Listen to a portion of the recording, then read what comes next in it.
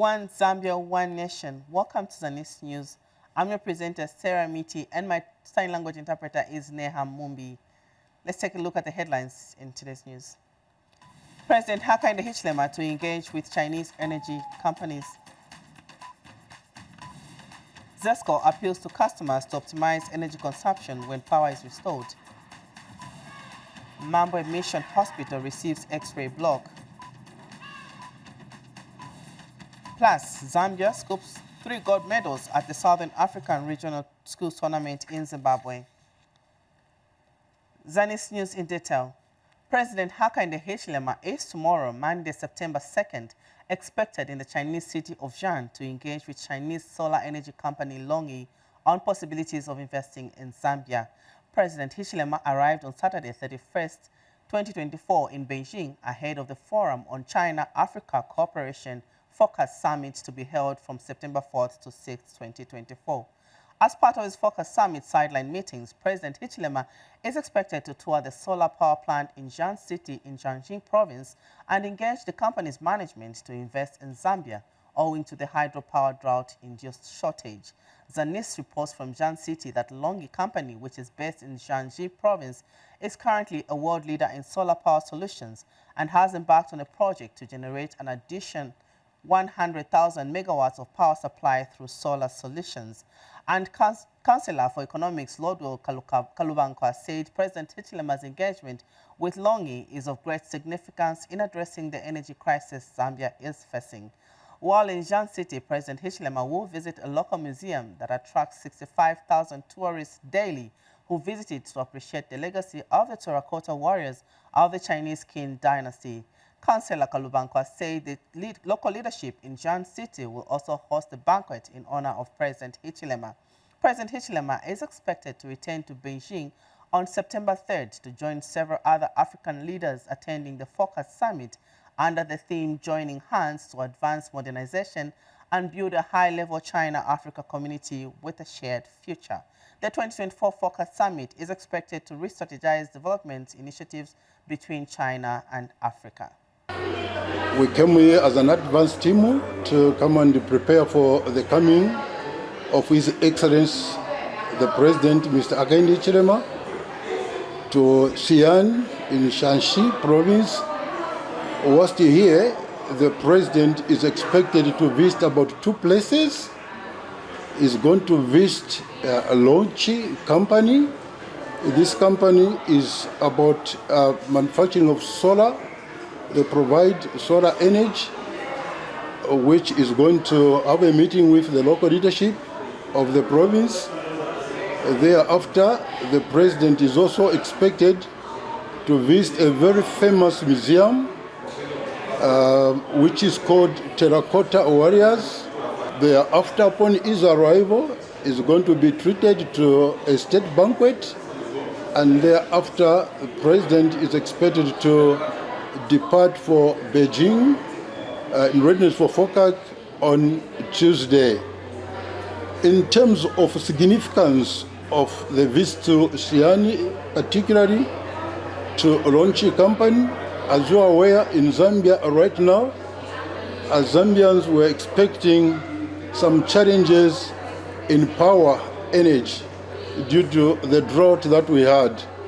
But I think with so many Chinese investors that are expressing interest to set up in Zambia, we hope that the challenges that regard energy is going to be solved once and for all. Minister of Tourism, Rodney Sikumba, says the Wildlife Bill will help address lacunas in the current Wildlife Act, as well as mitigate wildlife-human conflict that is affecting people in game management areas. Mr. Sikumba said this when he held a meeting with chiefs in Chama District, who included Senior Chief Kambombo's representative, Chief Chikwa, Chief Tembwe, Chief Chifunda, and Chief Lundu, as part of his engagement with stakeholders in wildlife resource management. We have more in this report. As the population of wildlife and human beings grows, the potential for interaction between animals and people becomes inevitable. However, the contact between human beings and animals in game management areas has become a source of concern. We are appealing to government that animal should be put to protected area and put electrical or solar wire fence to reduce animal-human conflict or find other lasting solutions. Chama North Member of Parliament Yotam Mutayachalo wants the Wildlife Act amended to enable it address the current challenges faced by people residing in game management areas. The government must quickly move in and amend the Wildlife Act, because it's still, to me, it's still a cake, because it's still reflecting the colonial era. So I'm happy that at least the government has moved a step forward by coming up with a bill, Wildlife Amendment Bill, which I feel that will address some many challenges our people have been facing in terms of man-animal conflict. Amendment of legislation on wildlife is actively in the process, with stakeholder participation being part of the process. So, Your Royal Highnesses, you've been given a month, 30 days to review the new wildlife bill, which will cure some of the mischiefs that we have seen in this wildlife bill, over and above creating regulation. Your Royal Highnesses, what this government of Hakainde Hichilema has done is to do a surgical approach on most of these issues that have been pertaining. Since the time the department was moved from Zawa to the department, there's been no legislation that they've used, because there's been no regulation. And Chief Lundu has commended government for engaging traditional leaders in trying to address wildlife-human conflict. In the Chama district, we feel we need to sit down together with you as government so that we see the way forward on how we can combat this. As much as we appreciate the importance of wildlife, we know through wildlife, in our chiefdoms, we have positive results on the issue of animal fees that we are receiving through safari outfitters. We have seen development, but we need to come together and see how best we can combat the human-animal conflict. Henry Himonde for Zanis in Chama District, Eastern Province. And government has handed over Mitukutuku Dam in Solwezi District, which has been rehabilitated at a cost of 2.6 million kwacha. Speaking during the official handover of the project, Minister of Water Development and Sanitation, Collins Nzovu, stated that the dam, which now has a capacity of 2 million cubic meters of water, is proof of government's commitment to water harvesting. We have more in the following report by Jennifer Mutoshi.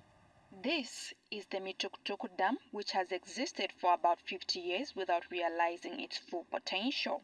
For this reason, government contracted the Zambia National Service to rehabilitate the structure to make it more viable.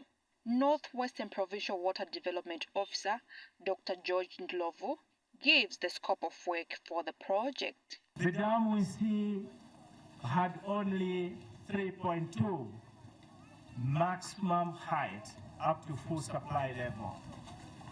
But then after rehabilitation, it now has 4 meters height up to full supply level.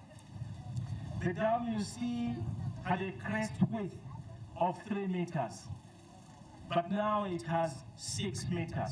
Minister of Water Development and Sanitation, Collins Nzovu, commissions the now multi-purpose dam, urging the community to put it to good use. The rehabilitation of this dam marks a significant achievement in our ongoing efforts to mitigate the effects of climate change, particularly the recurrent droughts that have affected many parts of our country. I want to appeal to the locals here, the local community of Mitukutuku. When you see a bigger investor coming on board, don't resist them. Partner with them. Work with them. Meanwhile, the ZNS commander, through the Chief of Land Development Branch, Brigadier General Jeffan Mukanda, urges the community to guard the property jealously. You have started getting those stones. You have started removing those stones. You are going to endanger the embankment. We don't want to hear that this dam has collapsed. Zambia National Service did the short work. My appeal is, please let us not get those stones there. Reporting for Zanis in Solwezi District, Jennifer Mtoshi. Also in the news, the Water Resources Management Authority, WAMA, has raised concerns over the continued sand mining and riverbank cultivation activities along the Luangwa River in Mafinga District of Muchinga Province. WAMA Acting Director General Misozi Lumpa says the sand mining activities along the river are a threat to the lifespan of the water resource. Henry Lumpa Jr. brought us this report. In its endeavor to counter the effects of climate change on river resources and other factors caused by human activity, the Water Resources and Management Authority, WAMA, has started the implementation process of safeguarding the upper sub-Luangwa catchment in Mafinga District under the Sustainable Luangwa project implemented by the Worldwide Fund, WWF. WAMA Acting Director General Misozi Lumpa says the process will begin with stakeholder engagements. Our role here, with the support of the Global Environmental Facility Project, is to ensure that we move in, map and come up with a product which will include measures that will be on the ground to dictate which activities can be conducted where. So we intend to, at least within the time we have, to engage 3 traditional leaders, because we know that they are the gateway to the communities. And Mchinga Province Deputy Permanent Secretary Matthews Chelekwa commended the authority for taking a significant step towards protecting the source of Luangwa River. We might have not enough resources, but the same challenges that Luangwa is facing are the challenges that Chableshi, the also corridor, is facing. You know, due to human activities, that's why those places in most cases are getting depleted in that area. These stakeholder engagements will further facilitate a multi-sectoral approach towards safeguarding the upper sub-Luangwa catchment. Henry Lumpa Jr., Zanis in Chinsali, Muchinga Province. Meanwhile, Zesco Limited has urged customers and large power users to optimize their energy consumption and explore alternative sources of power where possible. In an interview with Zanis, Zesco spokesperson Matongo Maombi said this is due to a fault on the converter on the Southern Circuit route via Namibia, which was repaired on Thursday but developed a fault on Friday this week. Mr. Maombi states that the situation has led to increased hours of load shedding due to the reduced available imports by 33 megawatts out of the scheduled 160 megawatts. He further adds that the Mamba collieries is still under maintenance, resulting in 150 megawatts being temporarily off the grid until September 12th. As you know, on Friday, the nation was informed that the power transfer constraints that we had on the Southern Circuit via Namibia, which had reduced power imports by approximately 100 megawatts and led to increased load shedding in some areas, were resolved as of Thursday night. Unfortunately, on Friday night around 22 hours, the converter on this same route actually experienced another fault, a failure, reducing available imports to just 33 megawatts out of the procured scheduled 160 megawatts. So at the moment, troubleshooting efforts are currently ongoing. So in addition to this, the nation, you might be aware that Mamba Collieries Limited also remains under annual maintenance, resulting in 150 megawatts being unavailable temporarily off the grid until about September 2024. For now, as Zesco, we actually urge customers, especially large power users, to please optimize their energy consumption and explore alternative sources of power where possible. We take a break. Stay tuned for agriculture and health news afterwards. How I Made It is a program that delves into the many success stories of different people from all walks of life. Watch How I Made It on Zanis TV every Thursday at 18:30 hours on the Topstar channel, Channel 6 DTT, and Channel 458 DTH.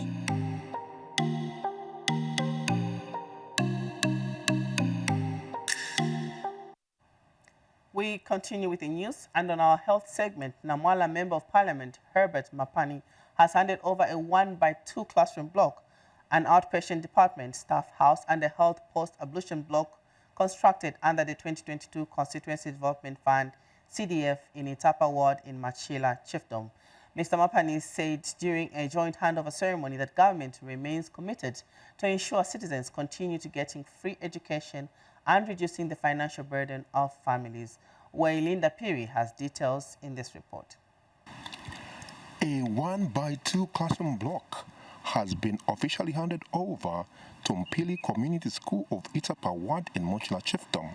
The community school, which was established in 2000, has received a first lift under the 2022 Constituent Development Fund at a cost of 569,190 kwacha.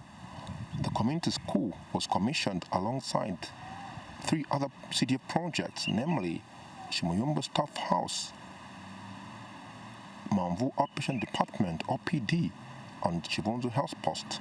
Namwala Member of Parliament Herbert Mapani handed over the projects. This occasion is a testament to our unwavering commitment to education and health, commitment that are deeply rooted in the European government policy and the vision set forth by our Republican President, His Excellency Dr. Hakainde Hichilema. This development has cheered both the civic leadership in the area and learners at the community school. President HH Ibalo nikuzwani wakanjira mu 2021 ibakayungira mwewe wa CDF kamola bobo twajikonya ikuyaga igolo ibadela amanda abamayi alimwa imwi oyo mulimo ngotujita. I am happy. I thank you, Honorable Mapani. Thanks to the government, Rapiri is now different. When I came here in 2019, I was learning in a grass-started class. But now we thank the new Don government. Namwala Council Chairperson used this occasion to sensitize the Mpili community on the cash work program. Council 26 million cash for life. Wailinda Piri reporting in Namwala District of Southern Province. Health news continues. Senga Hill Town Council has embarked on the construction of an X-ray block using the 2023 Constituency Development Fund CDF allocation. Senga Hill Town Council engineer Kachingwa Sikasote said the project, which is being implemented at a cost of 730,000 kwacha, is expected to be completed next month. He said the construction of the facility follows the request from the hospital after it received a donation of the X-ray machine. Mr. Sikasote disclosed that the construction of the facility has been approved by a technical team from the Ministry of Health from both the province and the district. And Charles Capelle, who is the contractor working on the project, is hopeful that the facility will be done on schedule. Mr. Capelle, who is the director of Winichikwe, said work on the project is progressing well. The contractor is on course, and we are expecting this project to be completed in the next 1 month. The cost of the project is 733 currently. 733, yes. But when we do the variation, because the door itself, I think the minimum quotation that we got is about 86,000. We move to agriculture segment, where government has commenced the distribution of emergency wetland farming inputs in Wapula province. Over 30,000 farmers across the province are expected to benefit from the program. We have more in this report by Batsheba Katebe. In an effort to respond to the drought situation which affected farmers across the country, government through the Department of Community Development has started distributing emergency wetland farming inputs in Wapula province. Mansa District Commissioner Irene Chivoita has since flagged off the distribution of emergency wetland farming inputs. The government is committed to ensuring that the farmers are supported in every way possible, and this is not the beginning of such programs or the end. Beginning today, we are going to support 2,600 households in 20 sewers of Massa district with the fertilizers and maize seeds for winter cropping. We implore you to use these imports accordingly. Do not store them for rain-fed cropping or sell these inputs, but go and plant your crops so that we can achieve the objective of the program. Luapula Provincial Community Development Officer Noah Mwisa called on beneficiaries to use the inputs prudently.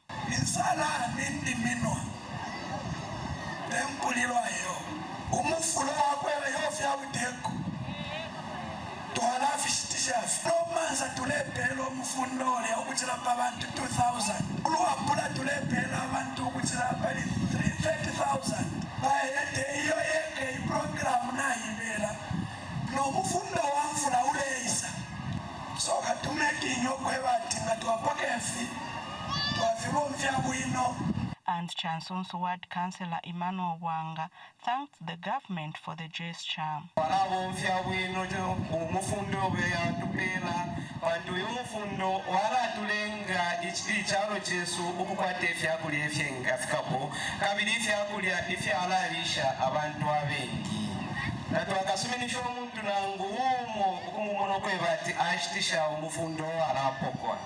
Uyonse ukashtisha omufundo owala pokwa alino kumonana nefundi ubuteko pakuleta efi icho balefu aya kwebati ichalo chinga kwata efi akuli efingi ichalo nga chakwata efi akuli efingi ubuchushi nishibule abulechepa lelo makubuteko ukutira raifafobeshere venga tumorako batrefe twigalira mu bulimi. Betche Bakatebe reporting for Zanis News in Mansa District in Luapula Province. Agriculture news continues. Over 3,200 households are this week expected to receive farming inputs under the Emergency Wetlands Cropping Program in Pongwe District. The Emergency Wetlands Program is aimed at cushioning the effects of the drought through cultivation of off-season crops such as green maize and vegetables. Here are the details. These are some of the inputs that have been delivered under the Emergency Wetlands Program in Mpongwe District.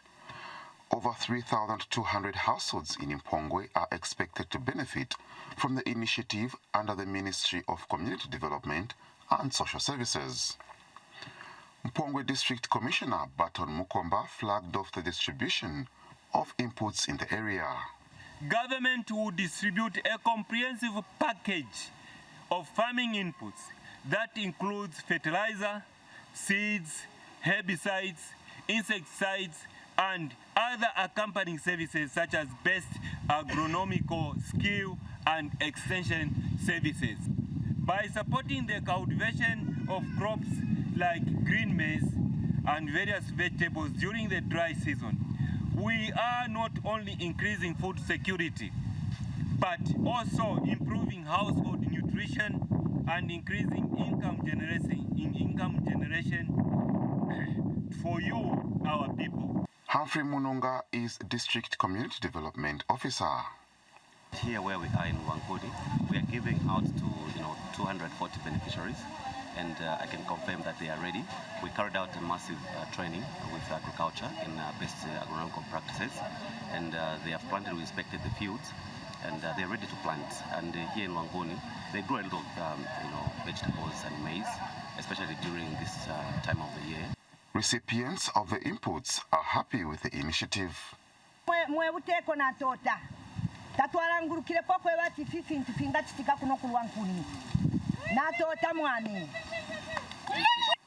Noah Kangali for Zanis in Mpongwe.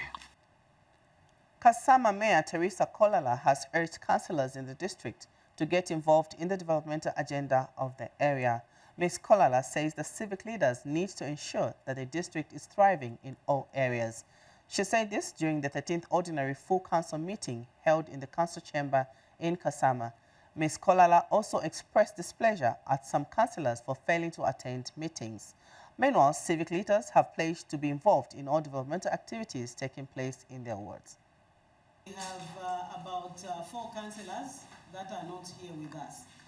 And I think it is an appeal to management that we make sure that we do everything possible, because this meeting is very, very important. You would agree with me that it has even got a number of absenteeism, much as we are pushing in apologies, but I think we are depriving the people of various wards of their representation by the councillors. I would like to encourage all of you to play your part in the growth of our beloved Kasama and ensure that it remains thriving in all areas. We take our last break. Stay tuned for more stories. Woman Thou Art is a program that offers counsel to the female folk, sharing real-life experiences and providing guidance to the women and young girls on necessary steps and conducts that will help shape and nurture a sober society. Watch Woman Thou Art on Zanis TV every Wednesday at 18:30 hours on the Topster channel, channel 6 DTT, and channel 458 DTH.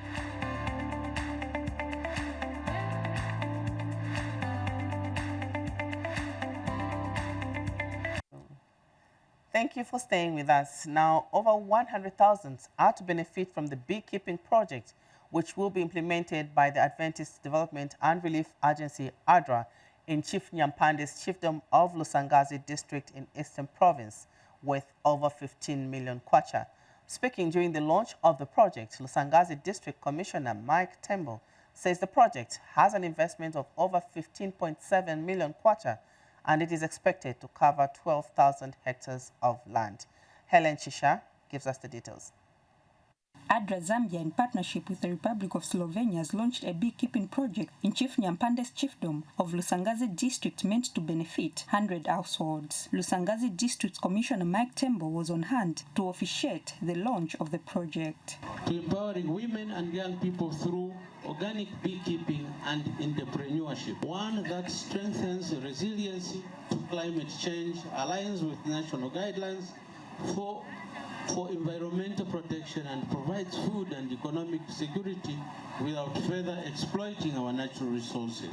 And ADRA Zambia country director explains how the project will be conducted in the chiefdom. In this particular project, we will be focusing primarily on 100 beekeepers. However, there will also be a big park, which will be an information center to help each and every one of us around. In this project, which is worth over 15 million kwacha, will be implemented here. The Republic of Slovenia has pledged more support to the Nyampande chiefdom. And I hope when we finish this project that Nyampande people will continue with work what we are here for. I will try to do my best that we also bring some other project which would be very important for your people. And Chief Nyampande thanked the funders, urging his subjects to fully support the project. This project will enable our people to build stable, sustainable livelihoods, to provide our women with the skills and resources that they need to achieve economic independence, and it will equip our youth with valuable knowledge that will serve them for generations to come. Helen Chisha for Zanis in Lusangazi District, Eastern Province. Also in the news, the Economic Front Party, EF, has expressed interest in forming an alliance with the ruling United Party for National Development, UPND. EF President Winter Kavimba revealed the plans at a press briefing today, citing shared values. Mr. Kavimba said that it is the party's desire to offer and extend a hand of solidarity to the ruling party for a just and civil political environment. He emphasized that the primary objective is to unite forces in the fight against corruption, promoting peace, unity, and development for the country. Mr. Kavimba noted that the collaborative alliance will create a conducive environment for economic growth, social justice, and political stability. The determination by the UPND in government to fight corruption past and present is a noble cause which should be supported by all well-meaning citizens of our country. It is therefore our desire to offer and extend to UPND a hand of solidarity and support in the construction of a just and civil environment, political environment, which would engender peace, unity, and development for Mother Zambia. Our desire to work with the UPND Alliance is informed by the need for us to influence events from the inside in a less acrimonious manner. Most of the time when I've featured on the radio or TV programs, call-in programs, one of the questions that frequently arises is, you sound like you have very good ideas. Why don't you take those ideas to UPND? Why don't you meet HH and give him those ideas? And my answer has been very simple. HH has an intelligence system, and I hope the system is recording what I'm saying, if it is good, and they can act on the good ideas which I'm putting forward. Now we are saying we want to have that opportunity inside this UPND alliance to make our proposals, to make our suggestions. And because of this arrangement, now I have access to HH to go and put forward the ideas that I think are helpful to this country.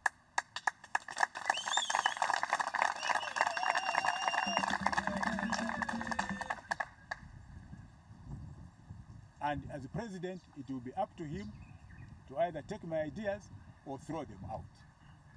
But at least that opportunity will be available now. And Chilabomboy residents have commended government for coming up with initiatives such as the Cash for Work program so as to mitigate the effects of the drought that has affected the country. And the civic leadership in the area has called on community participation in the implementation of the program in the district. This came to light during the launch of the Cash for Work program in the district. We have more in the following report. In an effort to mitigate challenges brought about by the drought situation, which has affected most parts of the country, government has come up with the Cash for Work program, which is centered on improving the livelihoods of those affected and the vulnerable community members. During the Cash for Work program, community members will be expected to do public works and be paid upon completion of the works. The civic leadership in Chirabombwe have since launched the Cash for Work program. Ladies and gentlemen, may I remark that Chirabombwe has not been spared from the economic challenges the drought has caused within the country of Zambia. Therefore, government has devised the scheme, commonly known as Cash for Work, to counteract drought consequences, including heightened poverty and hunger, of course. Our task as councillors, as WDCs, and of course as CWACs, is to recognize or simply to identify vulnerable communities affected by drought. The president also has supported us through those who have wetland. You received fertilizer, you received maize seed, you received chemicals, you received garden seeds. So it's not just sitting. This is how the head of state loves you. This is how the head of state loves his people of Zambia, including Chilabombo. He loves us. So we want to thank the government that this program has come at a very right time when actually the impacts of droughts are really being felt by our residents of Chilabombo. And I also want to thank the government that Chilabombo was not left out in scrutinizing the consequences that were actually affected. Local people have welcomed the development. This program baletele ubuteko to my own side na ileta obukumu obukalamba sana mu bwikashi bwandi na ku bantu bali abako bati n'abampalamina kubanga mu wadde munjikala.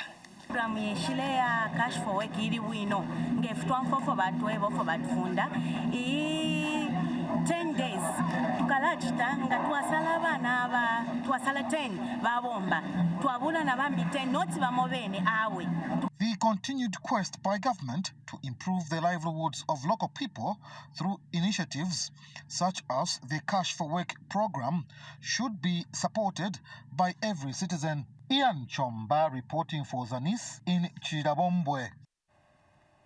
Meanwhile, St. Andrew's United Church of Zambia, UCZ, and other stakeholders have painted the Nsakwe Child-Approved Center in Ndola on the Copperbelt province. St. Andrew's United Church of Zambia, UCZ Minister in Charge, Reverend Suilanji Namukoko, said as a way of giving back to the community, the church and other stakeholders have jointly raised over 20,000 kwacha to improve the probation hostel for girls. And finally, in sports, Zambia has scooped 3 medals in the just-ended Southern Africa Regional Schools competition in various sports disciplines held in Bulawayo, Zimbabwe. Delegation leader Monica Musakula has disclosed that pupils from schools across the country took part in the 4-day regional tournament and that 3 gold medals were won. Zanis reports that Musakula and his delegation that made the stopover in Livingstone today said Zambia competed favorably in the event. And Machwani Mwendelema, the Zambia School Sports Association ZASA president, has thanked government for the generous financial support that was rendered before, during and after the Games. Mwendelema is hopeful that Zambia will do even better next year, adding that the tournament is expected to be held in Eswatini.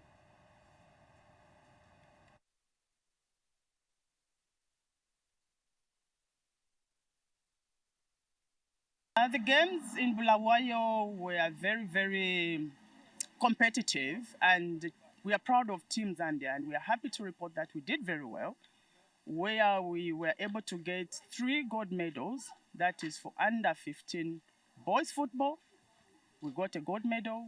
We had another gold medal in the under 17 boys basketball, as well as under 17 girls football. Apart from that, we had individual medals. We had the female coach of the tournament coming from Zambia as well, by the name of Sarah Chung, who is a warrant officer class 2 from the Zambia Army. Our participation in Bulawayo, Zimbabwe for the Kosasa Games was very excellent. We had in our contingent a team comprising of 114 athletes with 22 officials. I must say, sports or school sports is very important, and would like to encourage other corporate companies to come on board and support, because we are the ones that identify this talent, nurture them, and we are the ones that feed into various national federations. So I must appeal to even the federations to ensure that they work with us as Zambia School Sports Association in identifying and nurturing talent in these athletes to take them into elite sport. For the play that we had, and I'm really happy that we even had to get a prize for Zambia. We really had a tough game. Our first game was really, really tough, but we managed to catch up in our second game, and we even had to win a prize. We even got gold medals, as you can see, they're here. So we are looking up in our next games that we have. I think next year they will be held in Eswatini. That encouraging sports item brings us to the end of the news, but before we go, let's recap on the stories that made headlines. President Hakainde Hichilema to engage with Chinese energy companies.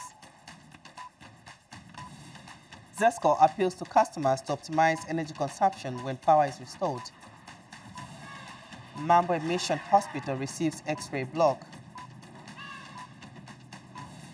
Plus, Zambia scoops 3 gold medals at the Southern African Regional Schools Tournament in Zimbabwe.